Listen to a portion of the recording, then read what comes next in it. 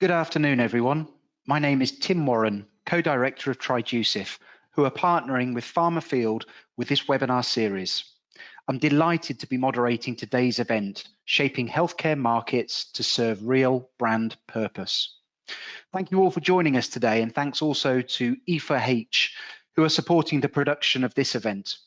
This is the third and final webinar in this current series, covering 3 relevant topics for pharma and healthcare organisations. The way that this webinar will run is that in a moment, I'm going to be handing over to Trijucif's market shaping expert, Nick Williams, who will cover the content that you signed up to hear about.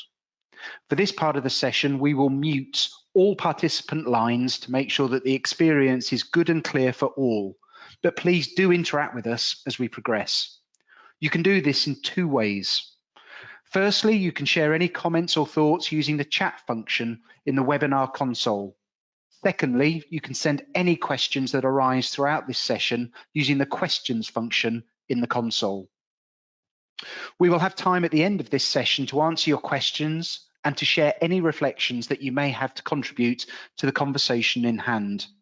There is also a handout available, a white paper called Stand Out to Fit In, and that's found in the handout section of the console. So it's with great pleasure that I'm going to hand over to my friend and colleague, Nick Williams, to lead this discussion. Nick has led a career spanning over 20 years within the industry, where he's mastered a number of commercial leadership, marketing and communication roles. Now co-leading Trijucif, his focus and expertise with marketing excellence is through supporting our European clients that we're fortunate to work with. Nick and Trijucif have developed countless programs that provide practical expertise that shape market context to help brands gain and remain relevant to customers. You're in really good hands today. Nick, it's a pleasure to be able to hand over to you. Thanks, Tim, and it's brilliant to be joined by so many of you all today. I'll do my best to keep you as interested as I possibly can.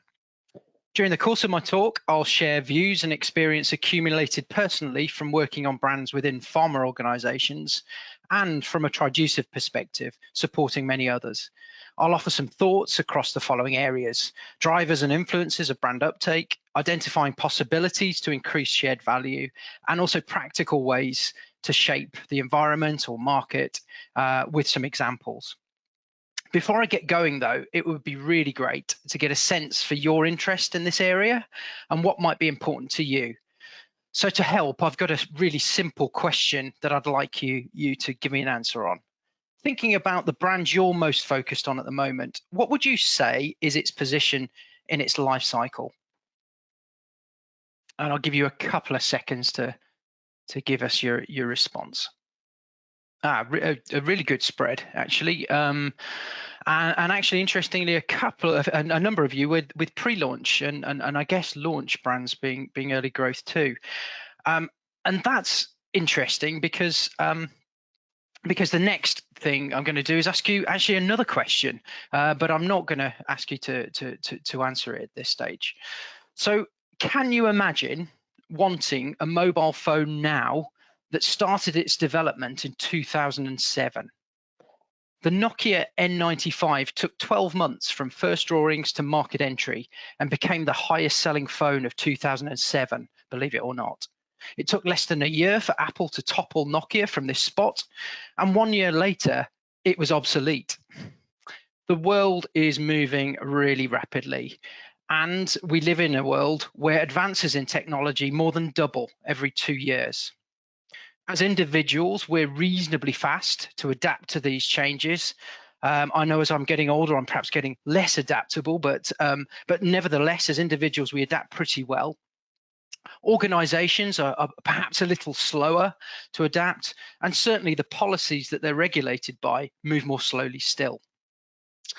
But if an environment where attitudes, beliefs, and expectations of its stakeholders are moving so fast, how on earth can we expect 12 to 13-year R&D cycles to deliver propositions ready for uptake and ready to serve the purpose that they were conceived for in the first place? In fact, HTA agencies are having a hard time with this too. This recent study published in the BMJ is based on products evaluated by the German HTA organization IQWiG. It finds that a whopping 2/3 of new products evaluated have uncertain or no additional value versus standard of care. A lack of comparative evidence is one key issue that the authors cite, along with immature or incomplete evidence packs being available. And this is particularly the case as we drive to fast track products to market, trying to beat these long R&D cycles.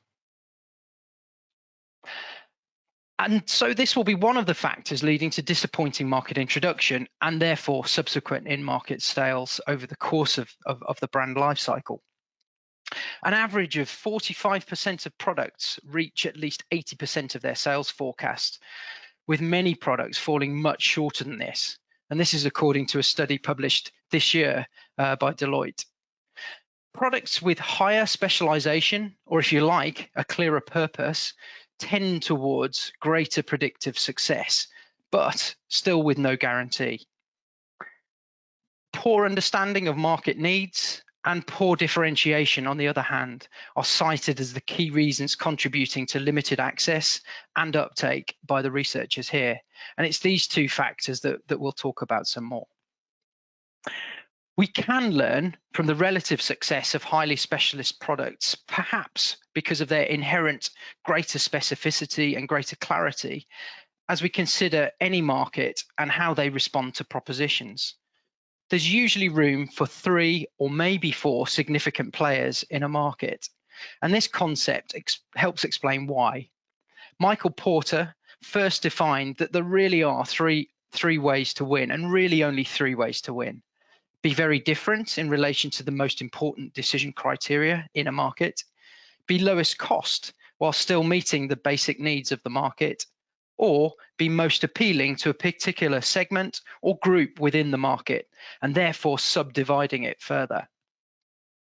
All 3 ways have the potential to create shared value for the brand and for the customer or the market, if well conceived and well executed.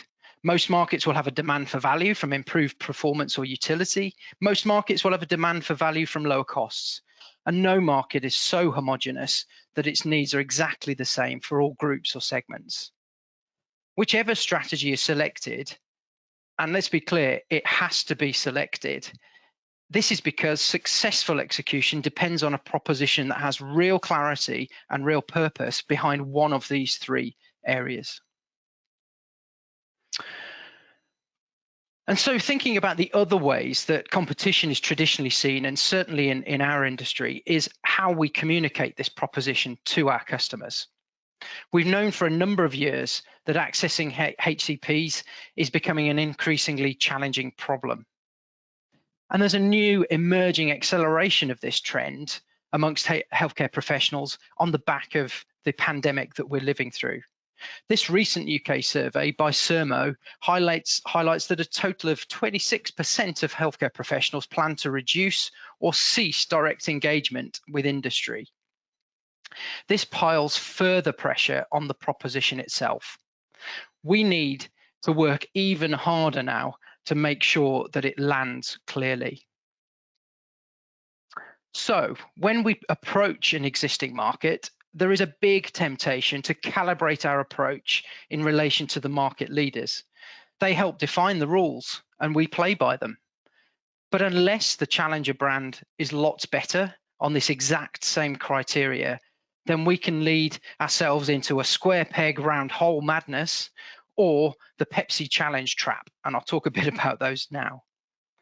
The factors that the market leader has helped the customer reinforce as important may be in areas where our brand is honestly not as good, and we can waste a lot of effort trying to convince otherwise.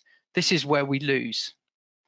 We may be fortunate and have comparable brand performance against the drivers that customers recognize, but aiming to win this battle carries significant risk, and actually, when you think about it, very little value for customers. Who needs 2 products that do exactly the same thing about as well as each other? Pepsi learned a big lesson here when they ran the Pepsi Taste Challenge in direct competition with Coke. Even when they managed to get Coke drinkers to agree that they preferred the taste, this still didn't shift market share appreciably. We still buy Coke 4 times more often than we buy Pepsi, and we still believe that Coke tastes, well, like Coke should.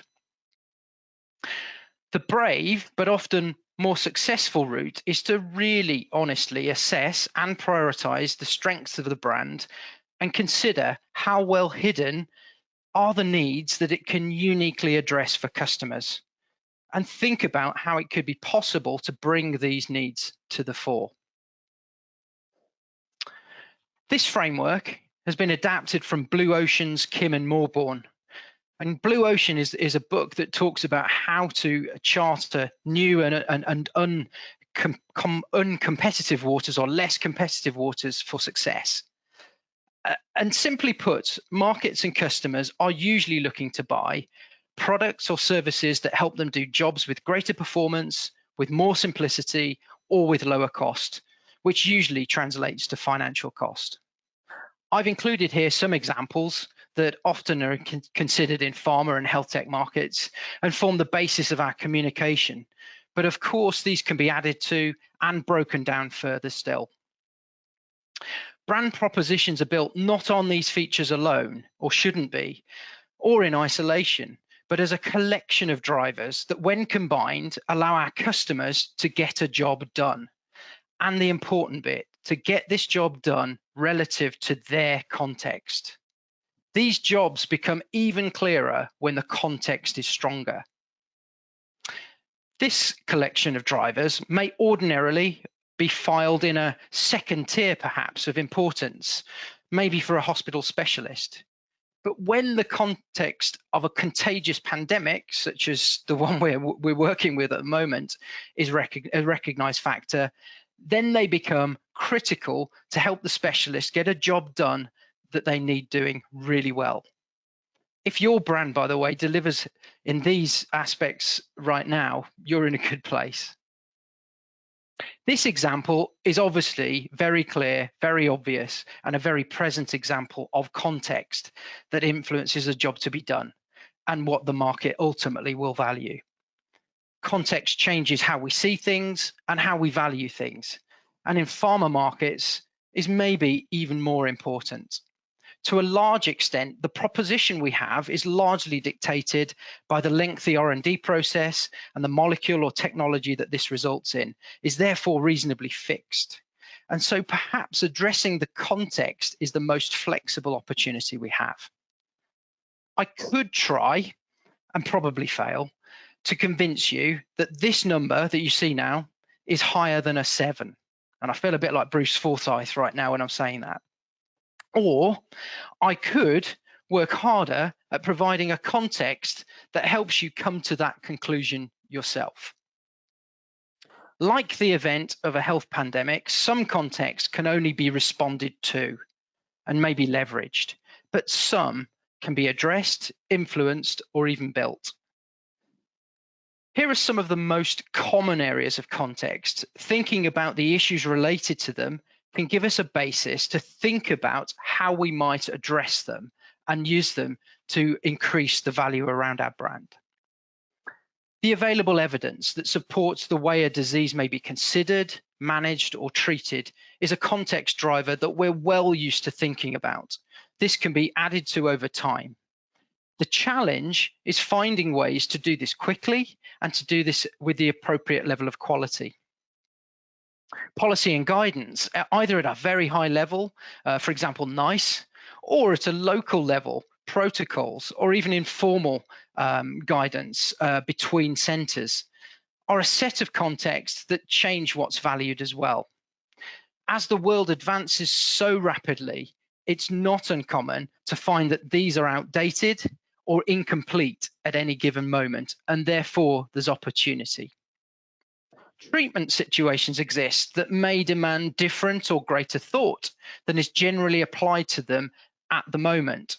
For example, types of patients with different needs, stages of disease progression that demand different consideration, or the stage of the patient in their life stage. These can sometimes be overlooked, broad brushed, or oversimplified by policies and well-meaning guidelines that are looking to simplify or to build in efficiency. The motivations that key stakeholder groups have and the issues that are important to them can play a really big part. The influence on market choice usually depends where the balance of power and voice sits at any given time across these various stakeholder groups.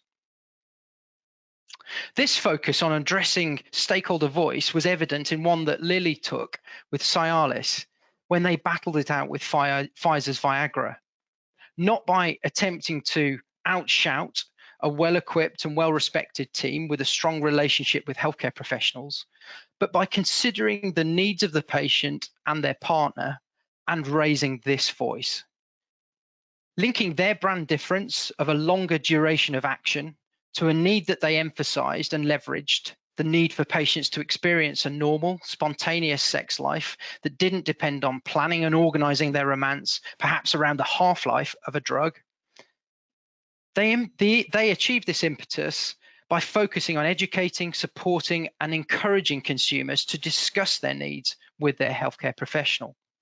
This was counter to Pfizer's strong focus directly on healthcare professionals with a relentless message extolling the clinical efficacy and potency of the treatment effect.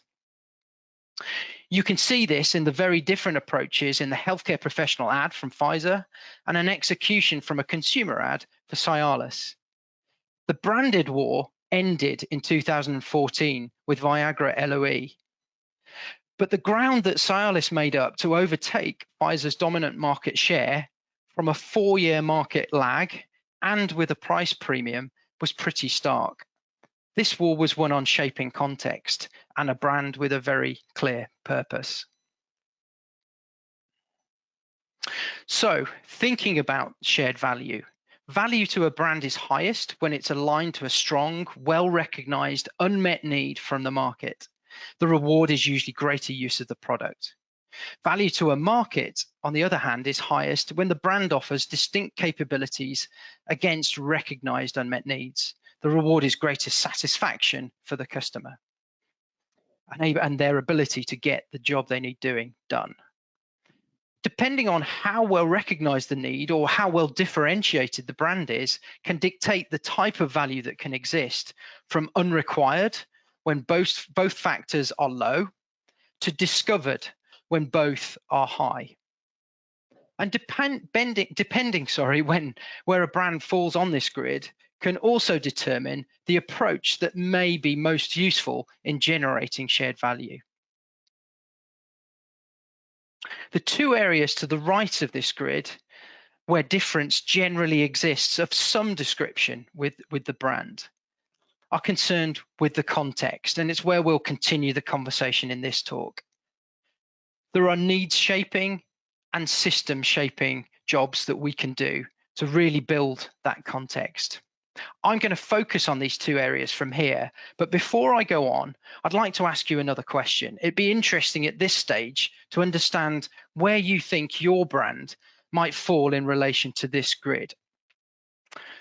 So, is your brand in need of system shaping, perhaps, needs shaping, proposition shaping? Do we need to question where the value really needs to come from? Or is it about, yes, the proposition shaping itself? Let's have a look at the results. Interesting. So the majority of respondents think that need shaping is the area that their brand falls within. So it has difference. It has a competitive edge, but maybe not quite as well recognized by the market at this stage. And that's interesting for me because this is where most brands that we've worked with seem to fit within this quadrant. Let me move on and show you that. So when we've analysed where we've done most work in this activity, in this type of activity, yes, that the need shaping quadrant is where most brands tend to sit.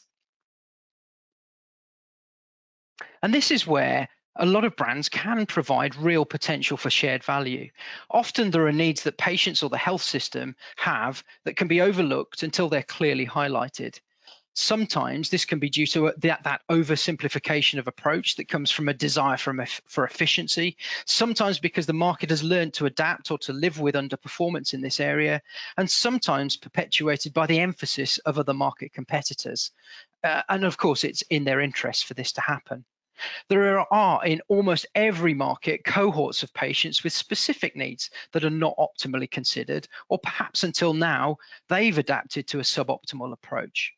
Sometimes the issues already mentioned are compounded by gaps in the evidence base, either disease state evidence, the reason to think this way perhaps, or treatment specific evidence, the reason to act on that. These challenges can exist with all brands, and so we see them most commonly in challenger brands who are perhaps at risk of being defined by what already exists in the market, but also for launch brands who may be entering markets that have seen little or limited change for some time, and so management practices are ingrained. Products that seemingly have the very best chance of creating value, maybe a new class of treatment with clear promise against unmet needs, can often face limitations that risk frustrating uptake. Often there are pathway bottlenecks. Patients may be living with the fact that until now the health system isn't able to help them further, and so they're not routinely consulting. Or the way a new technology is delivered may see patients traditionally managed in a community setting, and the specialist service where the intervention is now positioned to support their needs is seeing slow referral rates. Key system stakeholders themselves may be slow to change practice within the pathway. Payers cautious about costs may look to control uptake until they understand more about outcomes. And certain healthcare professionals confident and comfortable with a trusted approach may also be slow to move away from this comfort zone. Secondly, sometimes diagnosing or stratifying eligible patients can be incompatible with new types of treatment that demand different tests or different goals that they're measured by. For example, this is very hypothetical, if HDL cholesterol is not routinely measured, then a treatment that provides outstanding results with LDL-HDL ratio, for example, will find it difficult to realize value, even if evidence may suggest this is the right focus to have and experts agree. These challenges tend to relate more with highly novel brands entering less dynamic marketplaces, or even market leaders with innovative product labels seeking to expand use in new areas. Given novel approaches that tend to be involved here, almost certainly guidance supporting practice is likely to be incomplete or outdated. The reality of any situation like these is that there will be multiple perspectives at play that combine to form the aggregate position. Looking a little more closely at how market stakeholders are positioned helps us not only understand whose beliefs and behaviors may need to be supported most, but which stakeholders may be able to help and may also be looking for others to support them too.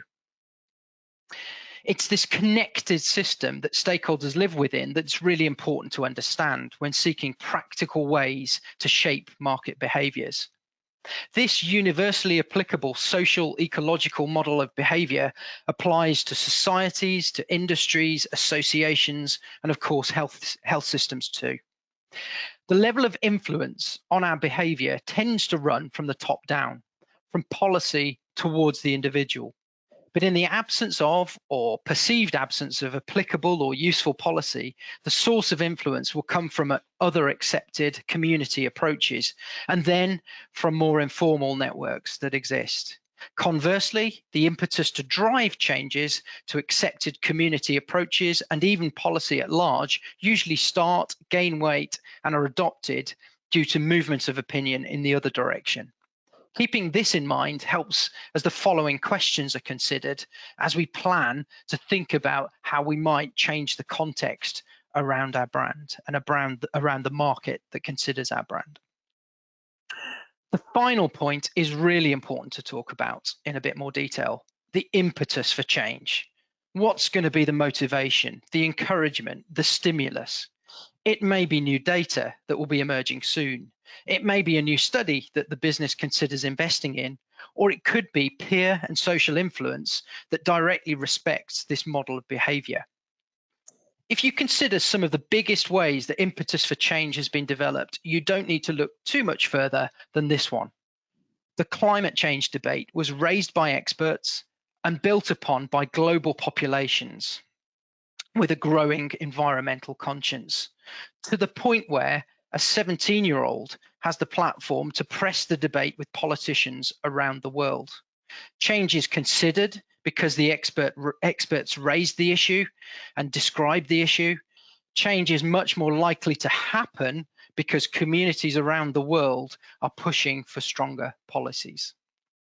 Creating something that uses these principles, something like this in healthcare, can be achieved using a version of the Delphi method. You may have come across this already. It's a well-accepted, iterative approach to generate expert and stakeholder recommendations. Born during the Cold War by a think tank, the RAND Corporation, supporting the US military, the approach was used to bring multi-agency thinking together to help predict and recommend the impact of technology on warfare, and has been used since to develop policy around the world in many settings. Used often in healthcare when evidence is incomplete or difficult to get, it has been used to develop professional society consensus guidelines, such as the latest BSG treatment guidelines for inflammatory bowel disease. The power of the approach is its credibility in bringing the experience-based opinions of an informed and highly engaged audience to a focus that can then be used to drive action. This is something we've worked with on numerous brands to date and are currently running multiple programs with various healthcare and healthcare-related organizations. But how does it work? Well, it starts by the approach that we've designed starts by defining the goal and the key themes to be addressed.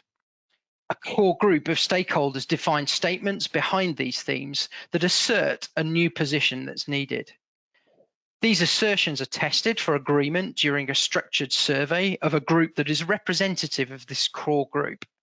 This amplifies the power of each assertion and leads to recommendations that can be confidently made. Communication plans and assets to encourage, enable, and engage stakeholders who may be an audience to build further support with or to stimulate change amongst should be developed and implemented as a result. The power of this approach is not only in the inherent potential to build and galvanize advocacy and social change, but it can be delivered remotely, rapidly, and with the level of credibility that falls within the hierarchy of evidence grading expected from good quality work in healthcare. Let me share a couple of case study summaries for you. We worked with a UK team marketing a high-tech blood glucose monitor. It had some neat tech features that help patients engage more frequently and more easily with their levels. And it's demonstrated to have a beneficial effect on outcomes, something the lower cost monitors at the other end of the market couldn't deliver. The challenge was this commoditization driven by a highly cost-focused approach to formulary policy. After planning to drive a more considered and stratified approach by raising the voice of experts in the field through the Delphi method, this led to a publication with over 200 experts calling for this stratification to be considered in policy. By implementing with profiling tools, advocacy and engagement programs aligned to the messages from this publication, this helped support uptake for the product, led by sensible formulary positioning for appropriate patients. Here's an example that was more about shaping the system. A low-cost ADHD treatment with a strong competitive position was faced with a very stagnant market. Long waiting times to see specialists who initiated treatment, combined with apathy from healthcare professionals, provided challenges for brand uptake, but also for commissioners looking at an expensive to run service. The modified Delphi method managed to create a multidisciplinary consensus of over 100 professionals that described and recommended greater engagement and involvement from other local authorities, including schools. The subsequent publication, pathway tools, and education program provided the impetus, the structure, and the support needed to start to transfer more responsibility to school nurses best placed to manage and monitor treatment. This helped to revitalize the market and saw the brand increase uptake as a result. So finally, a chance to reflect. Please, could I ask you to think about your brand again and let me know what you think? How important do you think changing the context could be for your brand? How strongly do you agree that it could positively drive value if we could change the context around it? Okay, there's some pretty strong agreement that actually the context, if we can shift the context, it really could help to increase the value of our brand. And I'm not surprised there's some folk out there not too sure yet. I'm sure there are other priorities that you're working through as well. So finally, I want to leave you with a few takeaways. We've covered quite a bit of ground. Firstly, given the complexity of R&D, the pace of change of healthcare, and the way that markets behave, it's difficult for me to believe that any brand wanting to create greater shared value can ignore the need to shape their market. As brand propositions are tough to change, not impossible, but tough to change, and the way we can communicate them is under more pressure than ever, context really is king. The Delphi method that I've just shared with you, I believe, is a really powerful and credible way to rapidly create impetus that intrinsically leverages social and peer influence as part of its effect. So before I turn it over to you and your questions, I'd like to simply end by offering our support and experience if you think it could be helpful. We're very happy to discuss the business situation you may be facing and help identify how the way your proposition lands could be improved. Maybe also sharing case studies from our back catalogue with examples that may be highly relevant to your brand and situation. Thank you. So do we have any questions, Tim? Well, absolutely. Thank you very much. And I appreciate that you've able to simplify a relatively complicated topic area, and certainly given our audience plenty of food for thought. We've had some really great questions that have come through. So if you don't mind, yeah, I'll jump straight into them. There was a question here about the applicability of highly differentiated products. Surely the effort should go into communicating the value of the brand for highly differentiated products. What is your view? Yeah, so I would agree that a large amount of the effort should go into into communicating the differentiation of the brand and the proposition itself. I absolutely couldn't agree more. The thing that I point to is the fact that sometimes that's not quite enough. Sometimes the system itself is not either ready, well set up, or simply is living with a level of inertia that means that no matter how much we communicate and convey the value of our brand, actually its true shared value is not realized unless we think about the context within which our customers are looking at this brand and considering how it would work for them in their system. So my argument would be that yes, of course, you need to think about communicating that, but at the same time, think about how could the context and shaping that really allow that value to live even better.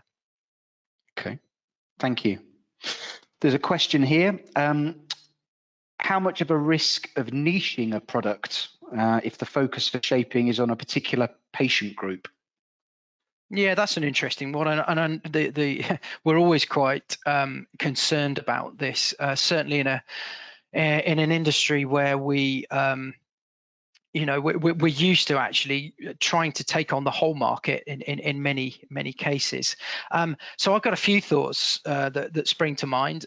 Firstly, if this is the right approach for a brand, and it might not be the right approach to consider shining a light, if you like, on a certain situation, a certain cohort of patients or people with certain needs. If this is the right approach, then it's about finding the right one. So sometimes not all niches are the same, not all groups are the same, certainly not all the same size, and certainly not all with the same strength of need. So find the right group first, I guess, is my first point.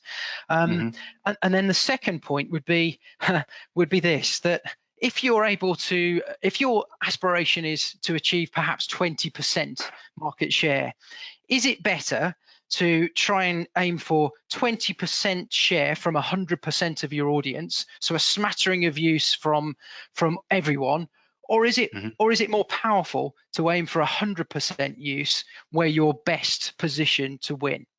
And my contention would be to go there, to aim to win the part of the market that you have the strongest right to own, the strongest case to win, and you'll be amazed at how much spillover business you'll win because of the clarity that you bring to the market. Yep. Take ownership, own the market that you deserve. Absolutely. That's but as I said before, it does all depend, what the situation of the brand and where the strengths lie, I guess. Yeah.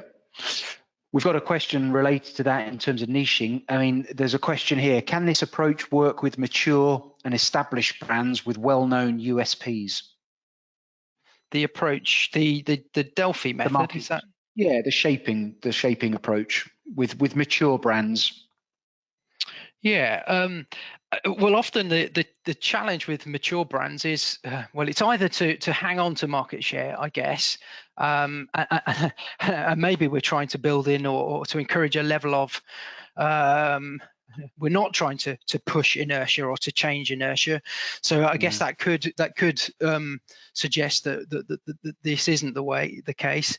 But actually, very often, and I know I'm thinking of a brand that I work with in late life cycle, our best form of defense, if you like, was to attack a new part of the market, a new area that we believe we had more strength to offer, more value to offer.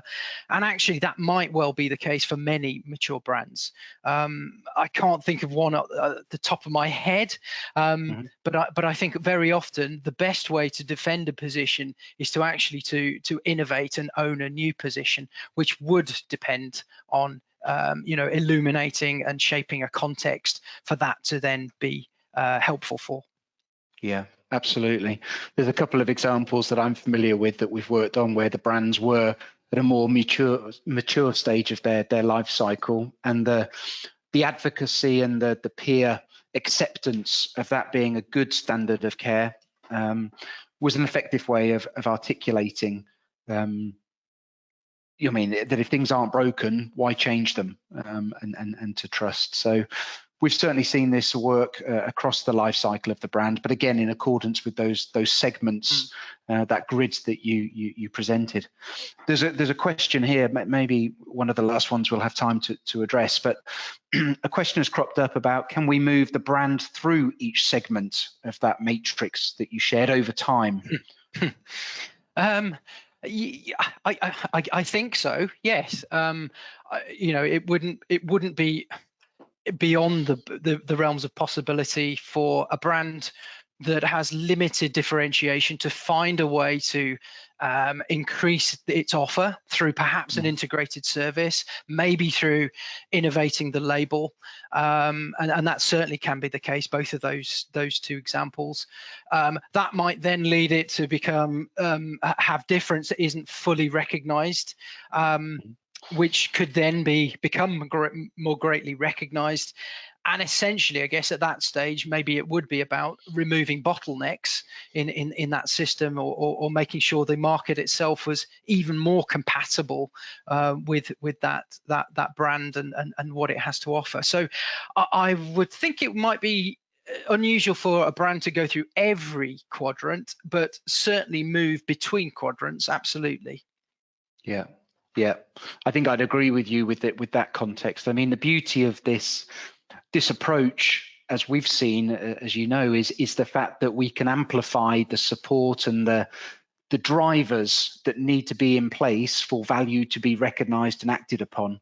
And if there's an opportunity for clients to work with those stakeholders to raise the debate, to provide a very clear call to action, set of recommendations, then it almost does half the work for our respective clients, because there's such a groundswell, as you kind of highlighted, which is great. When would you choose the Delphi approach instead of real world evidence or a formal clinical study? And what would be the benefits of Delphi?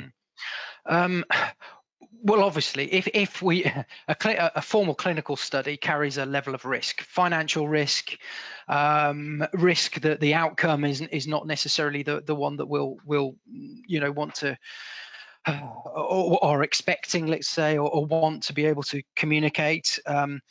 So, I guess that's one consideration when sort of embarking on a clinical study. Mm-hmm. The other consideration, I guess, linked to that is the time that it takes to I guess, set up, recruit, and then analyze and report out a study of that sort of nature. The Delphi approach, as we said, it's not an absolute substitute. It's never going to replace a clinical study, a double-blind, double-dummy, randomized study. It's not going to replace that. It really does help where there are gaps in the evidence base, perhaps where we've got all the pieces, but we haven't yet been able to pull them all together, and we haven't been able to get opinion, if you like, to coalesce around those pieces as yet. And so in some ways, it helps to fill those gaps where evidence is perhaps not the right thing to either duplicate or to take on in the first place. And the second thing is the time sensitivity of this. I've seen examples where Delphi's been used to develop data, if you like, an opinion which becomes data to support NICE submissions around the burden of disease, for example, expert opinion that leads to evidence around burden of a disease, for example. Now, obviously, when we're thinking about a NICE submission, we have a time-sensitive event that needs an outcome or the evidence accumulating ahead of that. So sometimes when time sensitivity is the issue, that would also lead me towards the Delphi approach. And of course, I mentioned earlier, it can be delivered pretty rapidly and reasonably inexpensively. If you think about multi hundreds of thousands for a clinical study, you're talking tens of thousands for a Delphi approach, low tens of thousands. Yeah, and we've seen them delivered in as little as sort of 3 months from start to finish, which is great. There's a number of other questions, Nick, that have cropped up, and I know that we will respond via email to the people that have submitted them, but I think that's probably about time for us to let everyone get on with their afternoons. To the audience out there, if you would like to discuss this topic with us in any more detail, in line with your own business goals, Nick and I would be more than eager to hear from you. There is a handout that'll be available, and this webinar will be available on demand, and we can certainly make that available on our websites and PF's website. Thank you again to everyone for joining us today, both PF and Triducive. Hope you've enjoyed this session and the two that went before it and found value in participating. There is a feedback form. If you have 2 minutes to spare, it would be really appreciated if you'd be willing to fill that in for us. It helps us get better and to learn for the future. As I've said, we'll make this video available on demand on our website shortly, so please feel free to let your colleagues know that it's available if they're interested and couldn't attend today. But Nick, thank you very much for the time and clarity you've provided, and thank you to everyone for joining us for this and the previous webinars that we've enjoyed hosting. Have a good afternoon. Thank you very much.